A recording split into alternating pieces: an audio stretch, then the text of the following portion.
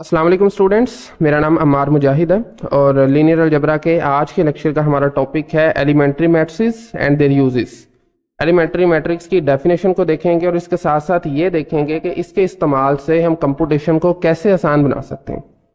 तो इसकी डेफिनेशन से पहले कुछ और डेफिनेशन देख लेते हैं।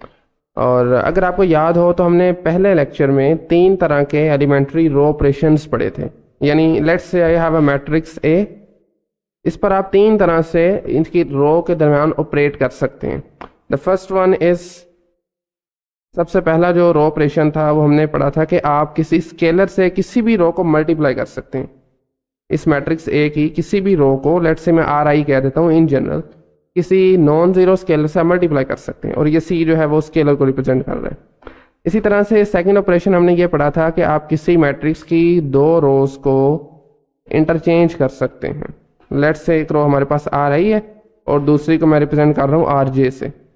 ये कोई भी 2 रोज हो सकती हैं। For I is not equal to J, ठीक है, कोई भी डिस्टिंक्ट रोज को आप इंटरचेंज कर सकते हैं।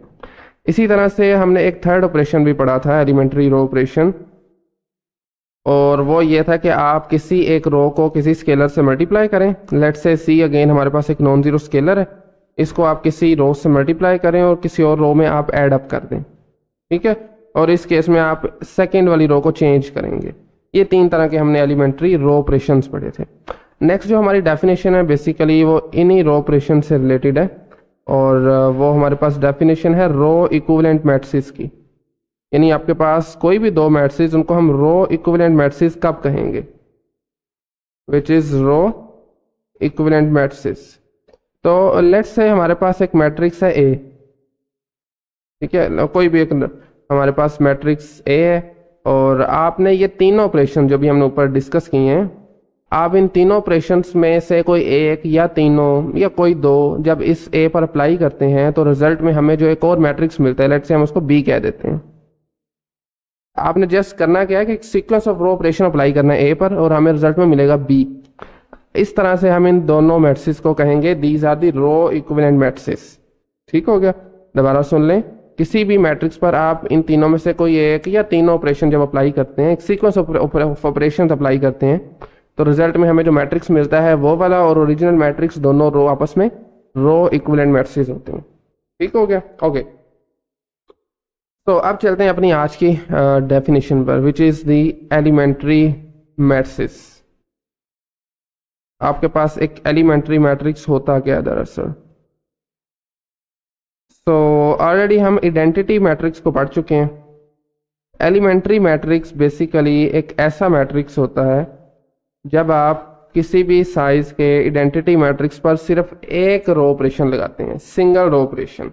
लेट्स से इसको एग्जांपल से समझते हैं। फॉर एग्जांपल मेरे पास एक 2x2 साइज 2 का एक आइडेंटिटी मैट्रिक्स है जिसको मैं I2 लिख रहा हूँ। दिस इज लेट्स से 1 0 0 1, ये एक आइडेंटिटी मैट्रिक्स है। अब हमने लगाना है इस पर सिंगल ऑपरेशन, और वो सिंगल ऑपरेशन हमारे पास कुछ भी हो सकता है तीनों ऑपरेशंस में से जो भी हमने ऊपर तीनों पढ़े हैं। लेट्स से मैं कहता हूँ मैं इसको R1 को 2 से मल्टीप्लाई करता हूँ, ठीक है, रिजल्ट में हमें जो मैट्रिक्स मिल रहा है दिस इज वी हैव 2, मतलब R1 को 2 से मल्टीप्लाई करना है 0 0 1, ठीक है। अब देखें ये मैट्रिक्स हमारे पास एलिमेंट्री मैट्रिक्स पर जस्ट एक रो ऑपरेशन लगाने से मिला है, तो ऐसे मैट्रिक्स को हम कहते हैं this is the elementary matrix, ठीक है। इसी तरह से अगर मैं इस पर एक और रो ऑपरेशन लगाता हूँ, लेट्स से चलें इसकी मैं रोज को इंटरचेंज करता हूँ, क्योंकि इसमें 2 रोज हैं और एक ही पॉसिबिलिटी है हमारे पास कि आप इन दोनों को इंटरचेंज करें, तो रिजल्ट में हमें क्या मिलेगा, पहली रो बन जाएगी 0 1 और सेकंड रो हमारे पास बन जाएगी 1 0। ये भी हमारे पास एक एलिमेंट्री मैट्रिक्स है। इसी तरह से आप जो थर्ड रो ऑपरेशन हमने पढ़ा था, विच इज कि आप किसी भी रो को स्केलर से मल्टीप्लाई करें। लेट्स से मैं कहता हूँ 2R1 प्लस R2, यानी R1 को आपने 2 से मल्टीप्लाई करके R2 में ऐड करना है और R2 को हमने चेंज करना है इसमें, ठीक है, यानी R1 आपकी एज इट इज रहेगी 1 0। अब देखें जब आप R1 को 2 से मल्टीप्लाई करेंगे 2, R2 आपका क्या है 0, तो यहाँ पर हमारे पास 2 आ जाएगा और नेक्स्ट एंट्री हमारे पास 1 आ जाएगी। ये तीनों हमारे पास आपके पास आ गए एलिमेंट्री रो ऑपरेशंस। ठीक हो गया, सो ओके, ये हमारे पास था 2x2 का मैट्रिक्स। इसी तरह से अगर आप 3x3 पे जाते हैं वहां पर भी बिल्कुल ऐसा ही होगा। Let's say I have this one is I3 1 0 0, then 0 1 0 और लास्ट आपके पास रो है जी 0 0 1। इसको हम आमतौर पर I3 लिखते हैं। इस पर भी जब आप कोई सिंगल रो ऑपरेशन लगाएंगे ना, सिंगल रो ऑपरेशन, और चले मैं लेट से मैं लगा देता हूँ 3R1 प्लस R3, ये मैं एक रो ऑपरेशन इस पर लगा देता हूँ और इस केस में R3 को हम चेंज करेंगे तो देखते हैं रिजल्टिंग में कौन सा मैट्रिक्स बनता है, विच इज़ 1 0 0। यानी पहली दो रोज को आपने इसमें नहीं चेंज करना, थर्ड रो को चेंज करना है। तो 3R1 मतलब 3 + 0 इज 3, 0 + 0 इज 0, देन 0 + 1 इज 1। तो ये आपके पास जो रिजल्टिंग मैट्रिक्स बना है, this is an elementary matrix. और आपने इस एलिमेंट्री मैट्रिक्स को कैसे हासिल किया है, ये वाला ऑपरेशन लगा के 3R1 + R3। तो ये बेसिकली कुछ इसकी एग्जांपल्स थी। अब हम आगे चल के ये देखते हैं कि आप एलिमेंट्री मैट्रिक्स की मदद से कंप्यूटेशन को कैसे आसान बनाते हैं। तो स्टार्ट करते हैं हम मैट्रिक्स मल्टीप्लिकेशन के साथ। नेक्स्ट हमारी जो एग्जांपल है, तो ये बेसिकली अगर आप अपनी बुक में देखें तो एग्जांपल नंबर 2 है, होवर्ड डेंटन की बुक में। और इसमें फर्ज करें हमारे पास एक मैट्रिक्स जिसको मैं ए से रिप्रेजेंट कर रहा हूँ। ओके, ये मैट्रिक्स हमारे पास है जिसको मैं रिप्रेजेंट कर रहा हूँ जी ए से, और इसमें हमारे पास एंट्रीज जो हैं, दिस इज 1 0 2 3। पहली रो जो है वो 1 0 2 3। सेकेंड रो पे आ जाएं, विच इज 2 -1 देन 3 देन 6। और इसी तरह से लास्ट रो हमारे पास आ रही है 1 4 4 0। ये हमारे पास कोई भी एक मैट्रिक्स है। और इसी तरह से एक और मैट्रिक्स है, उसको मैं ई से रिप्रेजेंट करता हूँ, और ये 3/3 का मैट्रिक्स है। और ये अगर आप देखें तो 3/4 का मैट्रिक्स है, ठीक है ना। ई मैट्रिक्स हमारे पास 3/3 का, और मैं वो ले लेता हूँ लेट्स से 1 0 0, देन आप ले लें 0 1 0, और लास्ट पे आप ले लें 3 0 1। अब ये जो मैंने मैट्रिक्स ई लिया ना, अगर आप ऑब्जर्व करें तो हमारे पास एक एलिमेंट्री मैट्रिक्स बन रहा है। बेसिकली यही मैट्रिक्स है जो हमने ऊपर लिया हुआ है, ठीक है। अब देखें इसका ऑर्डर क्या है हमारे पास, इसका साइज क्या है, 3/3 है। और अब देखें हमने इन दोनों को मल्टीप्लाई करना है। किसी भी मैट्रिक्स को जब आप आइडेंटिटी मैट्रिक्स से मल्टीप्लाई करते हैं, देखें इसमें पॉसिबिलिटी क्या है, आप ए को ई से मल्टीप्लाई नहीं कर सकते, क्योंकि देखें ना ए के आपके पास नंबर ऑफ कॉलम्स कितने हैं, 4 हैं, सी ई की नंबर ऑफ रोज 3 है। तो इस केस में हम मल्टीप्लाई करेंगे ई को ए के साथ, मतलब ई को फर्स्ट पे रखें, ए को सेकंड पे रखें। तो इनको ज़रा मल्टीप्लाई करके देखते हैं। वी हैव 1 0 0, सेकेंड रो हमारे पास है 0 1 0, और थर्ड रो हमारे पास क्या है जी 3 0 1। और इसी तरह से हमारे पास जो मैट्रिक्स ए है वो क्या है 1 0 2 3, इसी तरह से 2 -1 देन 3 6, और लास्ट रो हमारे पास आ रही है ए की 1 4 4 0। सो अब आप देखें ज़रा, अब ये एप्लीकेबल है, अब आप इनको मल्टीप्लाई कर सकते हैं, क्योंकि फर्स्ट वाला जो मैट्रिक्स है उसका साइज 3/3 है, सेकंड का हमारे पास 3/4 है। और इसका आंसर आप यहाँ से देख के बता सकते हैं, 3/4 आंसर आएगा इसका। तो मल्टीप्लिकेशन ऑलरेडी हम कई मरतबा कर चुके हैं, तो मैं डायरेक्टली ज़रा इसका आंसर लिख देता हूँ। जब दोनों मैट्रिक्स को आप मल्टीप्लाई करेंगे तो हमारे पास आएगा जी 1 0 2 3।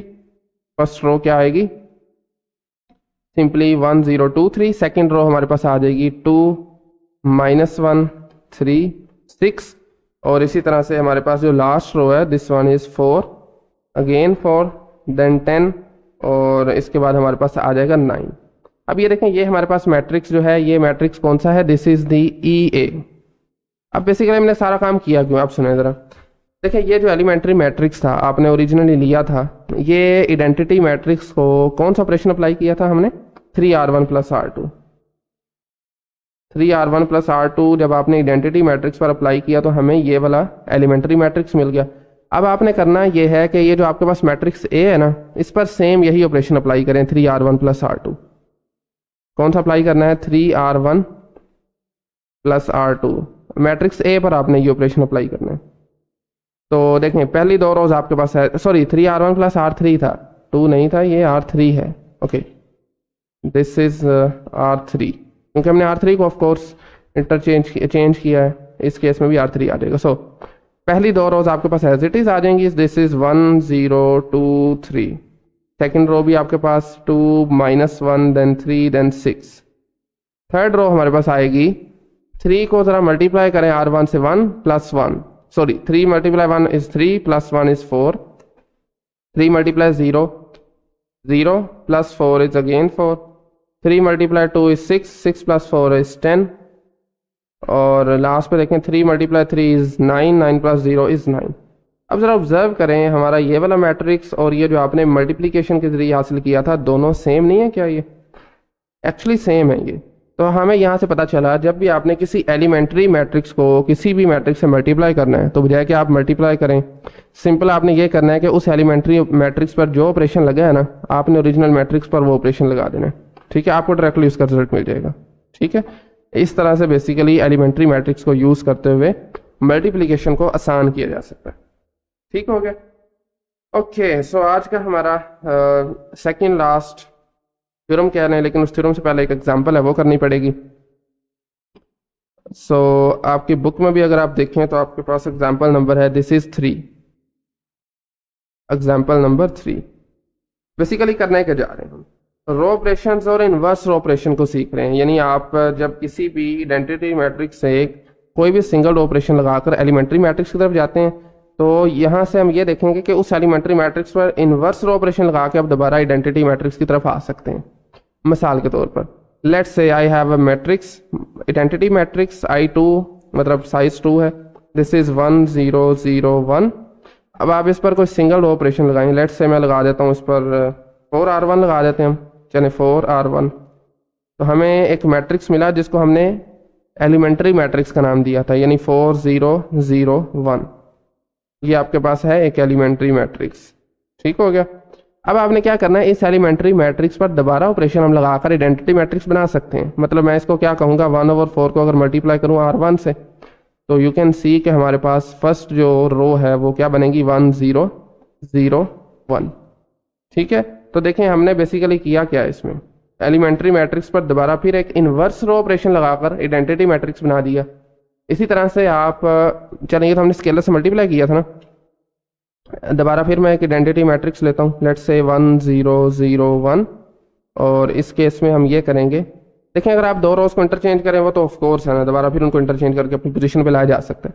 लेकिन इस केस में मैं करने लगा हूँ 2R1 + R2, और हमें यहाँ से एक एलिमेंट्री मैट्रिक्स मिलेगा और उस एलिमेंट्री मैट्रिक्स की एंट्रीज क्या होंगी, पहली रो तो एज इट इज आ जाएगी ना 1 0, सेकेंड रो हमारे पास आएगी 2R1 2 आ जाएगा प्लस 0 इज 2, और सेकेंड एंट्री हमारे पास 1 आ जाएगी। अब ये हमारे पास है एक एलिमेंट्री मैट्रिक्स। अब आप इस पर ऑपरेशन लगाकर दोबारा फिर इसको आइडेंटिटी मैट्रिक्स बना सकते हैं। मतलब आपको उसके लिए ऑपरेशन कौन सा लगाना पड़ेगा, -2R1 + R2, यानी आपने R1 को माइनस से मल्टीप्लाई करना है, देन उसको ऐड करना है R2 में, और R2 को हमने चेंज करना है। तो पहली रो एज इट इज लिखने हैं, दिस इज 1 0। सेकेंड रो देखें जरा, -2R1 जब करेंगे तो -2 + 2 दिस इज 0, फिर -2R1 करेंगे 0 + 1 इज 1। तो आपने देखा हमने जो 3 तरह के ऑपरेशंस पढ़े थे उन तीनों में से आप कोई भी ऑपरेशन लगाकर जब एलिमेंट्री मैट्रिक्स बनाते हैं, दोबारा फिर इनवर्स रो ऑपरेशन लगाकर आप आइडेंटिटी मैट्रिक्स बना सकते हैं। तो यहाँ से हमें यह पता चला कि आपके पास जो एलिमेंट्री मैट्रिक्स होता है, this is basically the invertible matrix. Invertible का मतलब क्या है कि हर एलिमेंट्री मैट्रिक्स जो है उसका इन्वर्स एग्जिस्ट करता है। इसको मैं यहाँ पर एक रिजल्ट की सूरत में, थ्योरम की सूरत में लिख देता हूँ। एवरी एलिमेंट्री को चलो मैं इसे रिप्रेजेंट करता हूँ, every elementary matrix is invertible. और एक और बात इसमें मजे की ये है कि इसका जो इन्वर्स होगा वो भी इन्वर्टिबल होगा, वो भी हमारे पास क्या होगा, एक एलिमेंट्री मैट्रिक्स होगा। ठीक है, इसका जो इन्वर्स होगा वो भी हमारे पास एक एलिमेंट्री मैट्रिक्स होगा। यानी अगर मैं इसको मैथमेटिकली लिखना चाहूँ तो हमारे पास जो मैट्रिक्स E है ये इन्वर्टिबल कब होता है, जब हमें कोई एक और मैट्रिक्स मिल जाए, यानी इसको मैं E0 कह देता हूँ चलें, यानी इन दोनों को मल्टीप्लाई किया जाए तो हमारे पास आइडेंटिटी मैट्रिक्स आ जाए, राइट से भी और लेफ्ट से भी। यानी E0 को अब आप फर्स्ट पे रख लें, E को सेकंड पे रखें, दोनों केसेस में मल्टीप्लाई करने से आइडेंटिटी आना चाहिए। तो यहाँ से हमें ये पता चला कि आपके पास हर मैट्रिक्स, एलिमेंट्री मैट्रिक्स जो होता है वो इन्वर्टिबल होता है, और उसका जो इन्वर्स होता है वो भी एलिमेंट्री होता है। यहाँ पर E और E0 दोनों एक दूसरे के इन्वर्सिस हैं और दोनों एलिमेंट्री मैट्रिक्स हैं। ठीक है, एक बहुत इंपॉर्टेंट थ्योरम है ये। ओके, तो आज का हमारा आखिरी थ्योरम, उसको मैं यहाँ पर ज़रा स्क्रीनशॉट ऐड करके उसको ज़रा या रफली यहाँ पर ही समझ लेते हैं। तो ओके, बेसिकली अभी तक हमने जो कुछ टॉपिक्स पढ़े हैं जिनमें हमारे पास रो रिडक्शन फॉर्म है किसी मैट्रिक्स की, उसके अलावा हमारे पास सिस्टम ऑफ लीनियर इक्वेशन का हमने सोल्यूशन जो फाइंड आउट किया था, इन्वर्टिबिलिटी मैट्रिक्स की, सबको आपस में रिलेट करता है ये थ्योरम। इसकी स्टेटमेंट देख लेते हैं। गिवन हमारे पास है कि आपके पास कोई भी एक मैट्रिक्स है जिसको हमने ए से यहाँ पर रिप्रेजेंट किया हुआ है, जो कि एक स्क्वायर मैट्रिक्स है, n क्रॉस n उसका साइज है, और ये 4 स्टेटमेंट्स हैं, बेसिकली इक्विवेलेंट है। अच्छा, इक्विवेलेंट का मतलब क्या होता है? जैसे आपके पास फर्स्ट स्टेटमेंट जो है जिसको ए से रिप्रेजेंट किया गया है, इक्विवेलेंट का मतलब ये है कि ए इम्प्लाइज बी, यानी कि इफ ए देन बी। मतलब क्या हुआ कि अगर आपके पास कोई मैट्रिक्स इन्वर्टिबल है देन ये लाजमी है कि आपके पास इस इक्वेशन का सिर्फ ट्रिवियल सॉल्यूशन एग्जिस्ट करेगा। ट्रिवियल का मतलब है कि 0 0, ठीक है। अगर आपका मैट्रिक्स जो इन्वर्टिबल है देन आपके पास ax इज इक्वल टू 0 का ओनली ट्रिवियल सॉल्यूशन एग्जिस्ट करेगा। And if ax is equal to 0 has only trivial solution, then आपका जो मैट्रिक्स है उसकी रिड्यूस्ड रो एचेलॉन फॉर्म क्या बनेगी? आइडेंटिटी मैट्रिक्स बन जाएगी, यानी if B then C. Next आप ये लिख सकते हैं A implies B and B implies we have C, ठीक है। और अगर C होल्ड करता है, यानी अगर आपके पास रिड्यूस रो एचेलॉन फॉर्म किसी मैट्रिक्स की आइडेंटिटी मैट्रिक्स बन रही है, तो दैट मीन्स आपका जो मैट्रिक्स है उसको हम एलिमेंट्री मैट्रिक्स के प्रोडक्ट में लिख सकते हैं। यानी आप क्या करेंगे इस केस में, आपका जो मैट्रिक्स है उसको आप एलिमेंट्री मैट्रिक्स के प्रोडक्ट में लिख सकते हैं, E1 E2 up till let's say हम En कह देते हैं। ये सब के सब एलिमेंट्री मैट्रिक्स हैं, ठीक है। ये कब होल्ड करेंगे? जब आपका मैट्रिक्स ए की रिड्यूस रो एचेलॉन फॉर्म आइडेंटिटी मैट्रिक्स बनेगी, ठीक है। इसका प्रूफ चूंकि हम इंजीनियरिंग का कोर्स पढ़ रहे हैं तो कोर्स में भी शामिल नहीं है, तो इसलिए मैं भी यहाँ पर नहीं करवा रहा। तो ये जो बहरहाल मैंने स्टेटमेंट लिखी है ना लास्ट पे, ये वाली, यानी जब आपके पास रिड्यूस रो एचेलॉन फॉर्म किसी मैट्रिक्स की आइडेंटिटी बनती है देन आप उस मैट्रिक्स को एक्सप्रेस कर सकते हैं as a product of elementary matrix. इस लाइन को, ये जो मैं हाईलाइट कर रहा हूँ, इसको आपने याद रखना है। नेक्स्ट लेक्चर में बेसिकली हमने इनवर्स फाइंड करने के लिए एक एल्गोरिदम डेवलप करना है, उसमें ये बहुत इंपॉर्टेंट होगी, ठीक है। तो नेक्स्ट जो लेक्चर होगा, अच्छा यहाँ पर C आगे इम्प्लाइज D भी होगा ऑफ कोर्स, इक्विवेलेंट का मतलब एक्चुअली यही होता है, end of course D implies A, ठीक है। और इस तरह से ये साइकिल हमारे पास होता है बेसिकली। वेल सो आज के लेक्चर हम इसी बात पे एंड करेंगे कि आपने ये जो स्टेटमेंट है ना ये याद रखनी है।